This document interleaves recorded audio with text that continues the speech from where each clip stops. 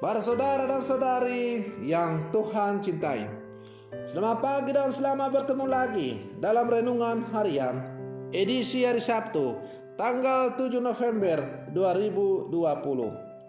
Mengawali hari yang baru ini, kita hendak mendengar dan merenungkan sabda Tuhan. Marilah sebelum kita mendengar dan merenungkan sabda Tuhan, kita berdoa. Dalam nama Bapa dan Putra dan Roh Kudus. Amin. Allah Bapa kami, sumber persatuan, himpunlah kami menjadi satu tubuh, menjadi umat-Mu yang dijiwai oleh satu roh, yaitu Roh Yesus Putramu. Semoga hidup kami ini menghasilkan buah kebaikan, kerukunan dan belas kasih bagi semua saja yang menderita kesulitan dan kesengsaraan. Bersabdalah ya Tuhan, kami siap untuk mendengarkan. Terpujilah Engkau, Bapa, Putra dan Roh Kudus, kini dan sepanjang segala masa. Amin. Para saudara dan saudari yang Tuhan cintai, selamat bacaan Injil yang hendak kita dengar untuk memulai hari yang baru ini diambil dari Injil Lukas pasal 16 ayat 9 sampai 15. Tuhan sertamu. Inilah Injil Tuhan kita Yesus Kristus menurut Santo Lukas. Yesus berkata kepada murid-muridnya, ikatlah persahabatan dengan mempergunakan mamon yang tidak jujur, supaya jika mamon itu tidak dapat menolong lagi, kalian diterima dalam kemah abadi. Barang siapa setia dalam perkara-perkara kecil, ia setia juga dalam perkara-perkara besar. Dan barang siapa tidak benar dalam perkara-perkara kecil, ia tidak benar juga dalam perkara-perkara besar. Jadi, jika kalian tidak setia mengurus mamon yang tidak jujur, siapakah yang akan mempercayakan harta sejati kepadamu?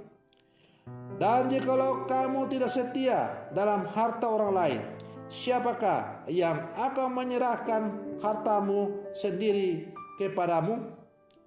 Seorang hamba tidak mungkin mengabdi dua tuan. Karena jika demikian, ia akan membenci yang seorang dan mengasihi yang lain.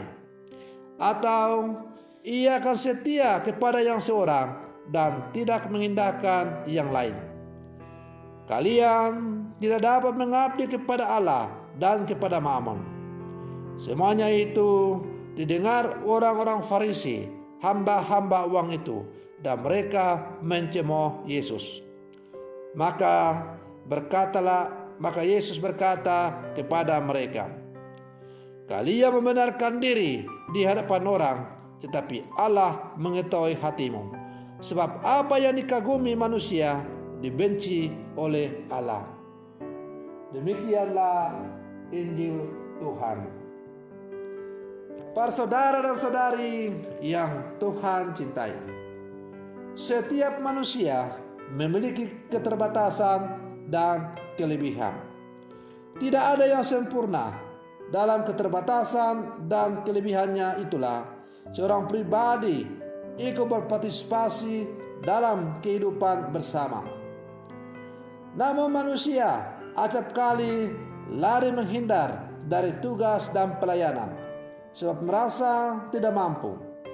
Kita sering menjadikan keterbatasan yang dimiliki untuk menghindar dari tanggung jawab yang diberikan. Padahal setiap kekurangan akan disempurnakan oleh kelebihan yang dimiliki pribadi yang lain, asal kita mau membuka diri. Para saudara dan saudari yang Tuhan cintai, dalam Injilnya hari ini, Yesus mengajak kita untuk membangun semangat kesetiaan di dalam hal-hal kecil dan sederhana yang sering kali kita lupakan oleh kebanyakan manusia. Mengapa? Karena pada dasarnya kecenderungan kita adalah suka pada hal-hal yang besar, yang kelihatan hebat, glamor, mewah. Tapi justru sebaliknya, menurut Yesus, kebesaran seseorang terletak pada kesetiaan dan ketekunan pada hal-hal yang kecil dan dianggap sepele. Ada banyak orang kudus yang menghayati pesan Yesus ini dengan baik. Misalnya, contohnya Santa Teresa dari kanak-kanak Yesus dan wajah para kudus yang lain. Dia belajar untuk membangun kesetiaan yang luar biasa sepanjang hari hidupnya di biara yang tertutup. Dia menegaskan, lakukanlah hal-hal kecil dengan cinta yang besar. Bila kita menghayati dengan baik pesan Yesus dan Santa Teresa ini, yakinlah disitulah terletak kebesaran kita. Para saudara dan saudari yang Tuhan cintai, pernah ada seseorang yang bermimpi untuk mengubah dunia. Maka ia berdoa, Tuhan, berikanlah kemampuan kepada saya untuk mengubah dunia ini. Ketika ia sudah memasuki usia senja, ternyata ia belum bisa berbuat apa-apa. Maka ia mengubah doanya dengan berdoa, Tuhan, berikanlah saya kemampuan untuk mengubah orang-orang yang ada di sekitar saya, terutama keluarga saya, sahabat-sahabat saya, dan handai taulam. Tetapi ketika ia semakin memasuki usia senja, ternyata ia tidak mampu mengubah orang-orang yang ingin ia ubah. Maka akhirnya ia mengubah lagi doanya dengan berkata, Tuhan, berilah saya kemampuan untuk bisa mengubah diri saya sendiri sebelum ajal menjemput saya. Dan ketika ia berdoa demikian, ia melihat bahwa dunia itu berubah. Para saudara dan saudari yang Tuhan cintai, setelah berdoa demikian, orang ini lalu berkata, mengapa tidak dari dulu masa muda aku kau berdoa, Tuhan, berilah saya kemampuan untuk mengubah diri saya sendiri. Karena dengan mengubah diri saya sendiri, maka dunia akan berubah.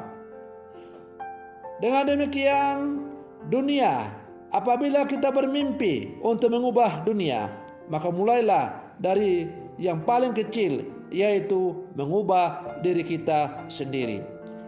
Para saudara dan saudari yang Tuhan cintai, mengubah diri kita setiap saat dengan menggunakan cara pandang dari Allah akan memampukan kita untuk melihat dunia ini dalam kacamata terang iman sebagai orang-orang beriman.